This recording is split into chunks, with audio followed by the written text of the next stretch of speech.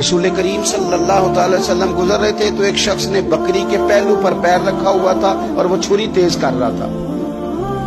یعنی بکری کو اس نے گرایا ہوا ہے، لٹایا ہوا ہے اور پہلو پر پیر رکھا ہوا ہے اور ساتھ ساتھ وہ چھری تیز کر رہا ہے. تو نبی پاک صلی اللہ تعالی علیہ وسلم نے کیا خوبصورت بات ارشاد فرمائی. حضور علیہ الصلوۃ والسلام فرمانے لگے تم اسے دو موتیں دینا چاہتے ہو، دوہری تکلیف میں گویا تم مبتلا کرنا چاہتے ہو، اس کے سامنے ہی تم چھریاں تیز کر رہے.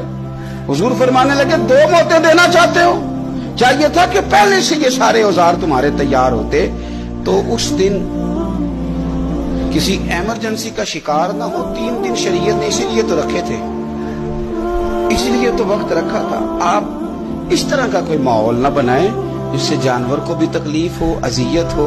میں نے کہا کہ میرے کریم فرماتے ہیں رب نے ہر چیز پر احسان کرنا فرض کیا.